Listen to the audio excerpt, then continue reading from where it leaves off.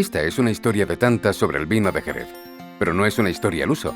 Esta historia habla de la tierra, de la viña y sus cuidados, pero también habla del esfuerzo y entrega de los viticultores del Marco de Jerez, guardianes de las tradiciones que se transmiten de generación en generación, de las labores y faenas del viñedo que determinan el carácter y la calidad de estos vinos únicos.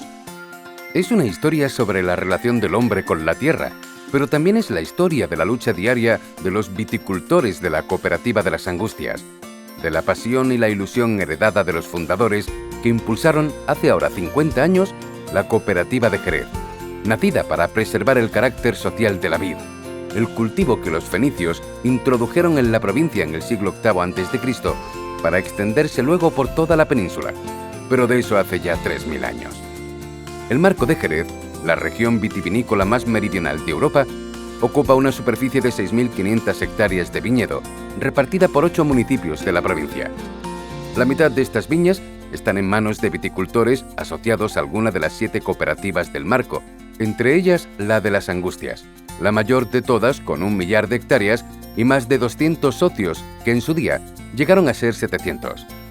El clima y el suelo son claves para entender la viticultura del Jerez, tan peculiar como sus afamadas tierras albarizas. Así llamada por su color blanco, la albariza absorbe como una esponja el agua en la época de lluvias para afrontar los muchos días de sol al año propios del clima cálido de la zona, de inviernos suaves y largos veranos muy secos, cuyas noches suavizan las brisas y blanduras que llegan del Atlántico, alimentadas por la humedad que aporta la proximidad a los ríos Guadalete y Guadalquivir. Como presidente del Consejo Regulador, debo darle la mayor enhorabuena a la Cooperativa de las Angustias por sus 50 años de trabajo en la zona de Jerez para producir pues lo que es la materia prima de las bodegas de Jerez, fundamentalmente, pero aparte naturalmente tener sus marcas correspondientes de vino de Jerez criado. Estos 50 años ha producido unos mostos, unos vinos, realmente vinos bases para la producción de vino de Jerez muy buenos, cada año con mayor calidad y además por la gran labor social que hace de conjuntar y coordinar todos los pequeños productores de viñedos de la zona del Jerez, tanto Jerez Superior como en la zona. Pues le deseamos a Salvador, como presidente, que siga en su gran labor y que tenga mucho éxito en un futuro largo. Yo le tengo que agradecer a la Junta Rectora que hay ahora presente y agradecerle mucho de que me hayan nombrado presidente honorífico, pues agradecerlo, que yo no esperaba ese honor que me quieren hacer o que me lo han hecho ya para cuando sea. Estaba el presidente don Manuel Monge, que en gloria esté. El mejor presidente que ha habido aquí, yo he estado muchos años, pero el mejor que había aquí era Manolo Monge, tío Casná, del capataz que hay aquí todavía. Parece que fue ayer cuando en 1967 un grupo de viticultores de Jerez decidió apostar por transformar y comercializar el vino obtenido de la uva de sus viñedos. En Cobijerez, nuestros socios fundadores depositaron toda su ilusión y confianza, exponiendo sus ahorros e incluso sus propios bienes, creando los cimientos de la que es, sin duda, la mayor cooperativa vitivinícola del Marco de Jerez. Muchas cosas han pasado a lo largo de estos 50 años. A pesar de todo ello, nuestros cooperativistas han sabido luchar y defender sus intereses de la mejor manera posible. Cobijerez es hoy en día una cooperativa moderna, integrada por unos 200 viticultores, y controlamos aproximadamente 1.000 de las casi 7.000 hectáreas que forman nuestra denominación de origen. En agradecimiento a todos ellos, socios, trabajadores y a todas aquellas personas que han formado parte de esta gran familia a lo largo de estos 50 años, hemos producido este vídeo divulgativo en el que queremos mostrar en qué consisten los trabajos y faenas que precisa nuestro viñedo a lo largo de todo el año, para crear el que es, sin duda, el mejor vino del mundo, nuestro vino de Jerez. El inicio de todo, la plantación. El proceso de la cepa a la copa, de la viña a la bodega, empieza por la plantación. Antes de nada se requiere un profundo laboreo inicial para la preparación de las tierras, que recibe el nombre de agostado, pues es en agosto cuando se mueve y se oxigena el terreno para facilitar la siembra y posterior desarrollo de la planta. A finales de año, diciembre, tras el allanado del terreno, llega el momento del marqueo o marcado sobre el suelo de la distancia a la que se plantarán las cepas. El GPS facilita hoy día esta tarea, que antaño se hacía de forma manual con ayuda de una guía, sistema que también se emplea en la plantación de los portainjertos, que se realiza a máquina para garantizar la uniformidad de los liños.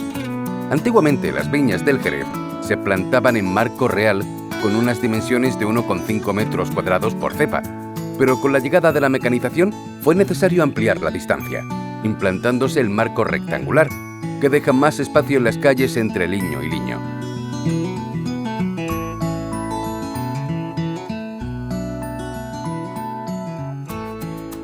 Para poner la viña, antes no lo he conocido, se agostaba a soleta. Después hubo unos malacates viejos que eran tirados por mulos, pero con un carrete, porque los mulos podían tirar de ese malacate por un carrete, iban liando un cable, y así los mulos llevaban el malacate hasta el final, después lo enganchaban, lo traían otra vez atrás. Cuando se veía muy lejos, pues tenían que cambiar ese carrete adelante. No lo he conocido prácticamente, pero por oídas y visto en una foto y cosas de esas.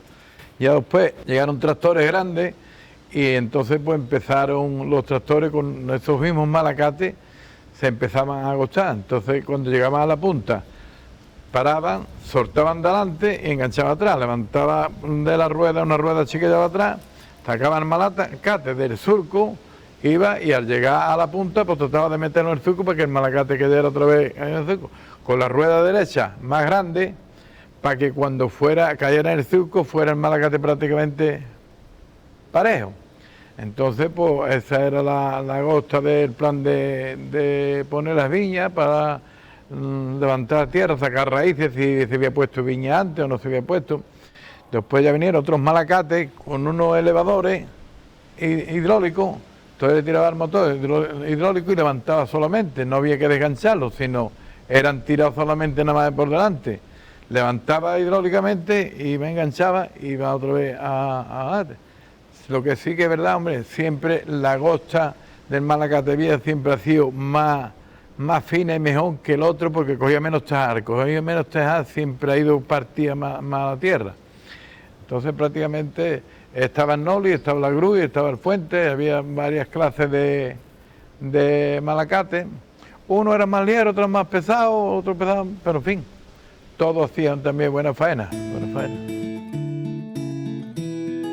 La plantación propiamente dicha se realiza entre diciembre y enero.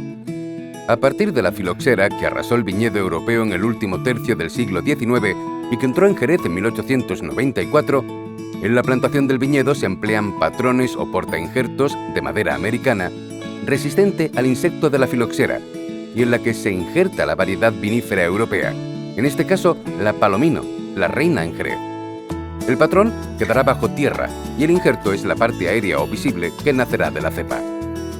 Las viñas del Marcó tienen una vida útil aproximada de 30 años. Son contados los casos de nuevas plantaciones realizadas en la zona de producción del Jerez en los últimos años, en los que esta labor se limita a la reposición de las cepas ya agotadas. El patrón o portainjerto se planta en invierno para aprovechar las lluvias. En primavera, cuando ya ha echado raíces, llega el momento de injertar la variedad palomino. Nosotros pusimos una viña a cajón. El cajón era, si la planta va puesta en el líneo a 1,10, pues el cajón era de 1,10, una planta de un lado, otra de otro. Se le echaba un esportón de estiércol, cual no era bueno porque lo que hacía era entretener la planta ahí en ese estiércol y no enraizaba, no andaba la planta. Entonces después se estuvo poniendo, ya pusimos también ajollado. Después la otra parte la pusimos ya con la barrena, una pata cabra, encima de la pata cabra se metía y prácticamente mucho más ligero, pero la mejor a la ajollada. La ajollada la mejor, se le pega el pisotón en las raíces y prácticamente ya esas raíces en fango ya siempre está ahí estambrando. Ya ahora prácticamente hay unos tractores con unas máquinas para poner la planta, entonces lo que va es un señor puesto atrás, metiendo la planta y la va marcando a la distancia que la planta le va a dar al líneo, que va a 1,10, 1,15, 1,20, por 1,20, por 1,30, por 1,40, depende de lo que lleve la cama. Entonces va el tractor y va marcando y va poniendo la planta totalmente igual que si fuera puesta la persona o mejor. Ya hoy se pone muchísima plantación injertada, bien injertada. Es el denominado injerto de yema, que se realiza en un costado del patrón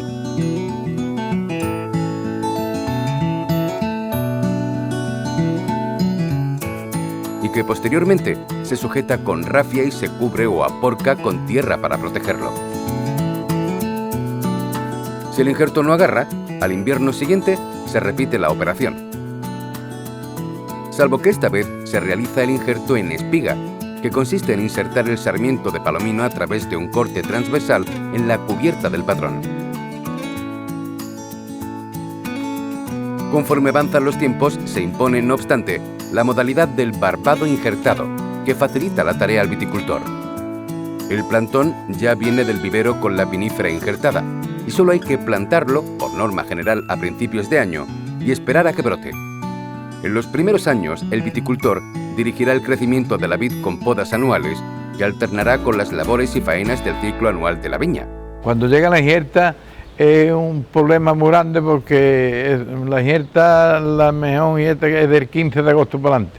Y si es del 20, mejor todavía, porque la planta ya está granada. Nosotros siempre cogemos las normas de injertar ya en septiembre, después se vendimiaba y eso, y siempre ha salido una ejerción muy buena, casi mejor que antes cuando se injertaba en agosto, porque la planta todavía estaba durilla y no estaba bien desarrollada. Cuando se repasa, que se repasa en marzo, entre marzo y abril, se descubren las que están perdidas, pues se le mete una espiga. Esas espigas se cogen en el tiempo de la poda, y se entierra. Y como la viña empieza a meter entre marzo y abril, pues ese sarmiento está casi queriendo brotar. Se echa en agua para que se sube para la navaja, se suaviza mejor el corte, entonces prácticamente se corta el patrón, se le abre una rajita y se le hace una cuña. Hay quien lo hace a medio umbrillo y otro umbrillo entero, pero prácticamente con medio umbrillo pierde menos trabajo y se parte algunas veces menos al meterla en el plantón. Después se le da su racia, su cañita y se arropa. Y ya pues ya mete solo prácticamente cuando llega abril empieza a meter. Otra también se pierde, ¿verdad? Porque es que es normal. El ciclo anual de producción se remata con la vendimia, la recompensa si todo sale bien al esfuerzo y a la inversión realizada durante todo el año. Pero mientras el mosto se transforma en vino en la bodega, comienza una nueva vendimia para el viticultor, que después de recoger a final de verano la cosecha de la campaña, vuelve a la viña en otoño para el aserpiado. La aserpia o alumbra, otra de las técnicas vitícolas propias de Jerez, fue ideada para retener el agua de la lluvia, facilitar su absorción y evitar la erosión del terreno. La tarea consiste en formar pequeñas piscinas o pozos en las calles, junto a los liños, para evitar que el agua se pierda por las suaves lomas o colinas que ocupa el viñedo del Jerez, por norma general, orientado de norte a sur. Antaño esta técnica se hacía a mano, y cuando la pileta se hacía con la cepa en medio recibía el nombre de desbragar. El aserpiado cobra especial importancia en una denominación de origen en la que está prohibida el riego.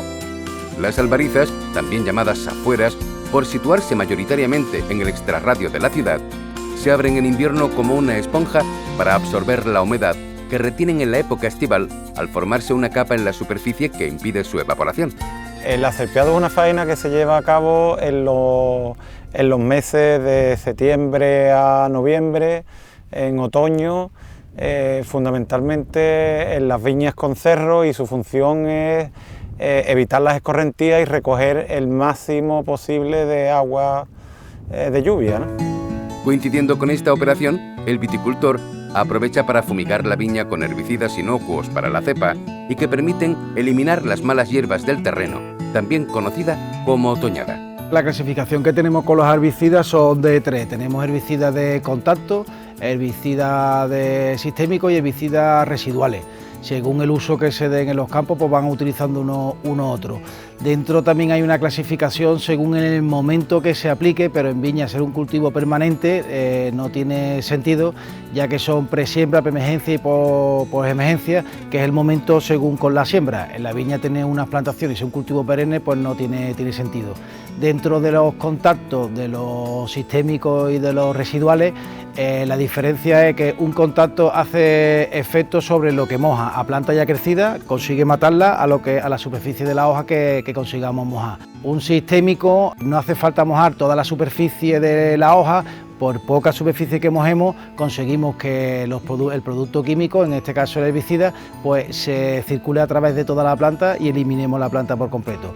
Y el otro producto que hay es el residual, que el residual se echa en suelo desnudo, cuando no hay nada de hierba, y se echa para que no salga. Se crea en el suelo una especie de película, una especie como de cera, y cuando las plántulas van saliendo en contacto con ese producto, pues no llegan ni a germinar. Para poder echar un residual es incompatible laborear el suelo, no podemos echar un residual y después labrar.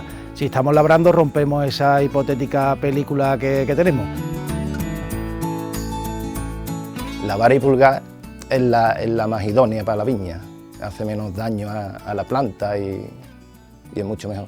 Hay 3 tipos de poda, que es la vara y pulgar, que es la clásica, la de toda la vida, y luego está el cordón o el doble cordón, que es lo que se está haciendo desde hace ya alrededor de 15 años, cuando empezaron ya las máquinas. Bueno, pues aquí en Jerez la poda se empieza en enero o en diciembre, si es para grandes superficies, pero vamos, en enero es el momento idóneo para realizar la poda. Comienza el invierno y es momento de hacer la poda de producción. En este caso la poda de vara y pulgar, la más extendida entre los socios de la cooperativa. Si bien en las grandes parcelas se impone la poda de doble cordón, que se adapta mejor a la vendimia mecanizada, pero provoca más estrés a la planta. La poda de vara y pulgar, una de las grandes aportaciones de Jerez a la viticultura mundial, junto al sistema de criaderas y soleras de los vinos, es uno de los momentos más importantes del año, pues condiciona la carga que tendrá la cepa en cada campaña. Antiguamente la poda de vara y pulgar era la faena mejor pagada de la viña, por lo que los que dominaban esta práctica procuraban mantenerla oculta a la vista del resto. Este original sistema de poda está ideado para favorecer el desarrollo vegetativo de la planta y prolongar la vida de la cepa, y generalmente se realiza entre diciembre y enero.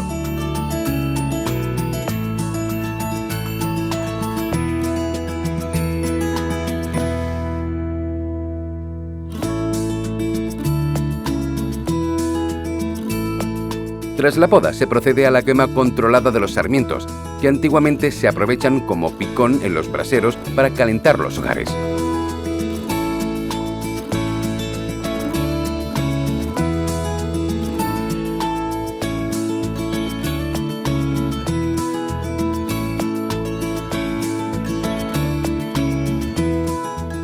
Después de cumplir su función las aserpias, estas se eliminan en el laboreo profundo de la viña, tarea que se realiza coincidiendo con la poda y antes de la brotación. El laboreo del terreno, para el que desde hace tiempo se emplea numerosa maquinaria, se prolonga durante la primavera y el verano. El número de labores varía en función de las lluvias, aunque por norma general se suele realizar esta labor 5 o 6 veces por campaña.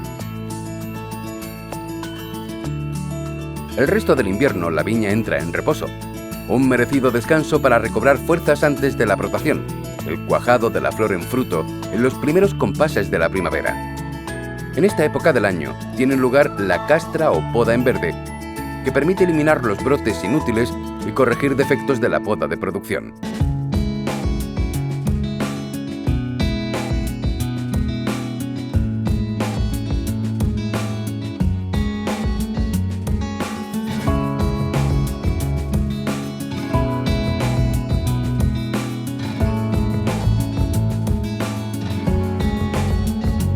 En ocasiones esta operación se repite y recibe el nombre de recastra, durante la que el viticultor recoge las parras para facilitar la labor de los tractores y evitar que los tratamientos contra enfermedades y plagas lleguen a la uva. Estamos en el mes de mayo, estamos en el tema de recogida de parra y recastra. La recogida de parra es para dejar los racimos descubiertos y para que los tractores puedan pasar por la camada tratando. El tema de la recastra es quitándole todos esos palos que no le hacen falta para dejarle el suyo, que realmente es el que el año que viene es la vara que va a tener la uva. La calidad final de la uva viene determinada por su sanidad, y la vid, como cualquier otro cultivo, está expuesto a enfermedades y plagas que hay que mantener a raya. Las más comunes son los hongos de mildiu y el oidio, rebautizado en el marco como cenizo, la podredumbre gris y los ataques de la polilla del racimo, ácaros, mosquito verde. En los últimos años, también es frecuente la presencia de la ártica, un escarabajo que frecuentaba los campos de remolacha antes de la drástica reducción de este cultivo por el cierre de las azucareras. Para mantener sana la producción durante el ciclo anual de la vid, se aplican distintos tratamientos preventivos en varios pases, de 5 a 8 dependiendo de las condiciones meteorológicas. Entre estas operaciones figura el azufrado, el mejor remedio para combatir el oidio y la araña roja, que suele realizarse durante la floración. Si se hace bien, basta azufrar una sola vez con 2 pases espaciados en 15 o 20 días. Sobre finales de marzo o por ahí se empiezan los tratamientos fitosanitarios, que son para controlar el mildio y el oidio de las plantas. Entonces se echa azufre también mojable, el que hemos echado antes polvo, pero también en líquido se echa el azufre mojable. Estos tratamientos van normalmente cada 15 días. ¿Por qué? Porque los productos que hay hoy son preventivos. Hoy no hay producto que te cure. Una vez que tienes la enfermedad dentro, es muy difícil quitártela de lo alto. Entonces hay que ir preveniendo las plantas cada 15 días con estos tipos de productos. Y en cada tratamiento hay que irle cambiando la materia activa, para que la planta no se acostumbre a la misma materia activa. Y si lo vamos haciendo bien y así más o menos, controlando las temperaturas y controlando el suelo de la humedad, pues conseguimos de llevar la uva sana al lagar. Después, sobre julio por ahí, se ponen unas trampas para controlar también lo que es el tratamiento de la polilla del racimo, que es un bichito, es un gusanito que se mete dentro de la uva y pica el racimo y lo revienta, lo pudre. Entonces eso lo controlamos con unas trampas y aparte, pues, cuando ya tenemos el vuelo alto, le echamos el tratamiento para conseguir la mejor producción del año.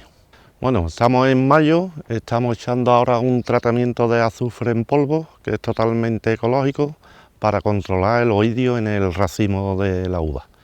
El polvo es muy bueno porque se mete por debajo de la planta y se va llenando toda la planta con ese polvo, que es el azufre. Y sirve también como acaricida, porque para la enfermedad de la araña roja pues también le hace algo. Más o menos se dan un par de tratamientos en esta fecha, cada 15 días más o menos uno. Después de un año pegado a la viña de duro trabajo, en pleno verano llega el momento de la vendimia. Toda una fiesta en Jerez en la que los viticultores reúnen a su familia para recoger la cosecha del año. En las pequeñas parcelas de los socios de la Cooperativa de las Angustias, Covi Jerez, predomina la recolección manual, rescatada por muchos viticultores tras la invasión en el marco de las máquinas para salvaguardar la calidad de la uva.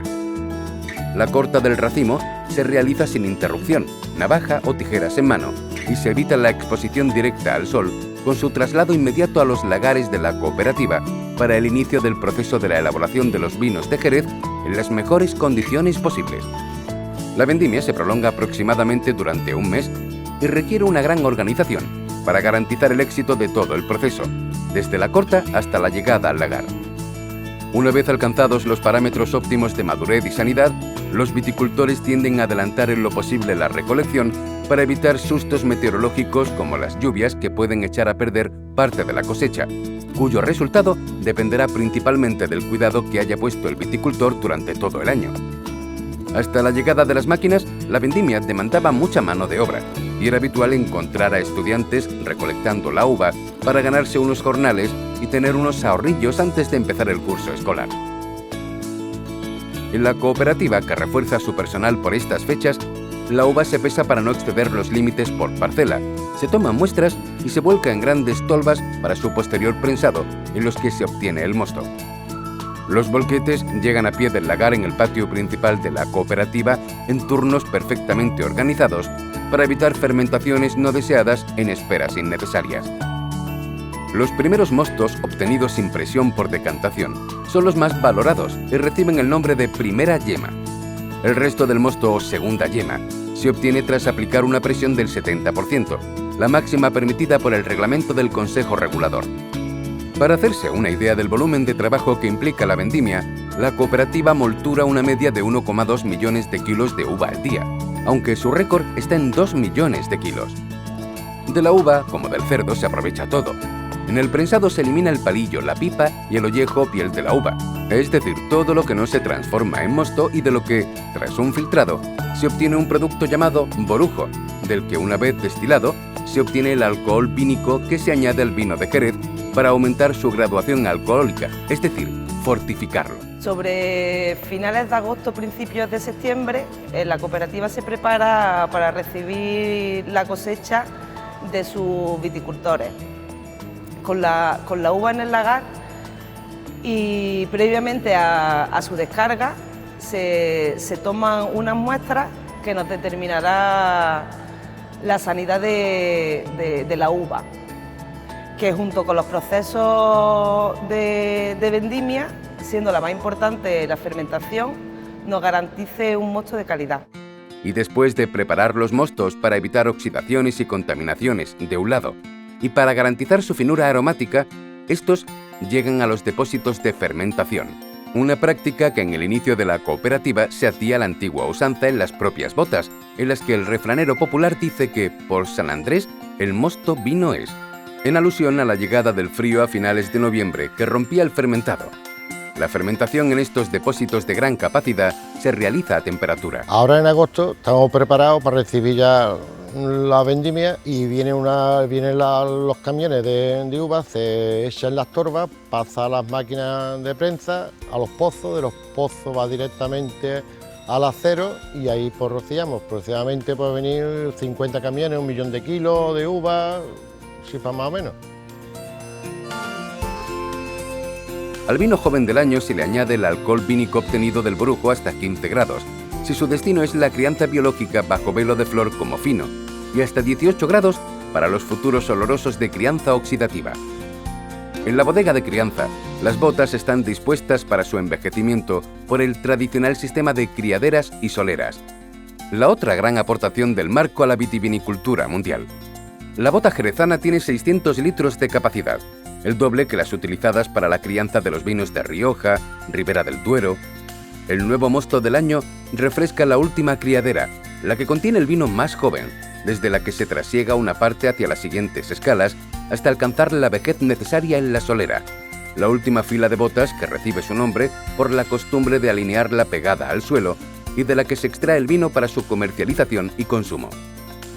El capataz y la enóloga de la cooperativa supervisan todo este proceso, al tiempo que se encargan de catar con frecuencia bota a bota para vigilar la evolución del vino. La cata de los vinos más jóvenes, que ocupan las hileras superiores de las andanas, se realiza con ayuda de un arrumbador, que subido a la última fila de las botas, lanza la venencia al capataz, que la recibe como caída del cielo para comprobar la evolución del vino. Esta operación es conocida como venenciar en tercera.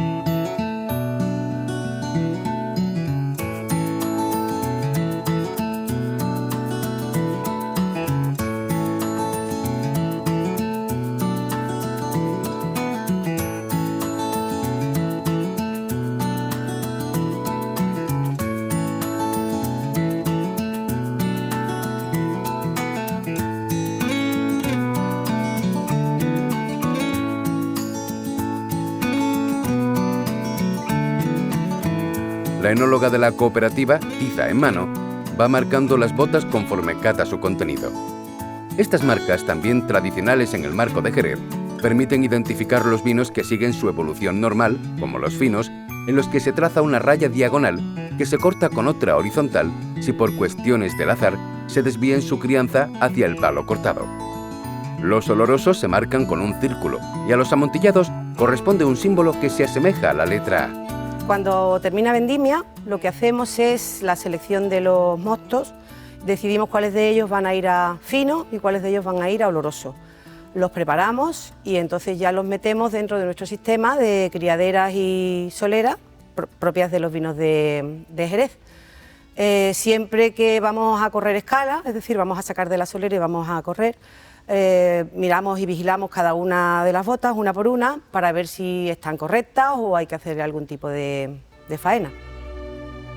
La cooperativa mantiene la costumbre arraigada en la zona de la venta a granel a través de su tienda o despacho de vinos, en el que también están disponibles el fino Sin Pecado, la primera marca comercial de la cooperativa, a la que luego siguió la gama Romerito, del Amontillado, el Oloroso y el Cream. Para celebrar el 50 aniversario, la cooperativa ha puesto en el mercado un palo cortado, Don Manuel, en el que mantiene su apuesta por la calidad. Junto a los vinos y vinagres de la cooperativa, en la tienda hay disponible una amplia gama de productos alimentarios de la zona, desde aceites a embutidos y quesos que maridan a la perfección con el fino Sin Pecado y demás miembros de la familia de vinos de la casa. Ahora, el marco de Jerez vuelve a mirar al origen, a la viña y al pago, que marcan la diferencia. Son las mismas viñas y pagos que cuentan la historia de la cooperativa de las Angustias, de la entrega de estos 200 rostros anónimos de los vinos de Jerez que dan vida a esta historia milenaria que introdujeron los fenicios en la provincia. Pero de eso, hace ya 3000 años.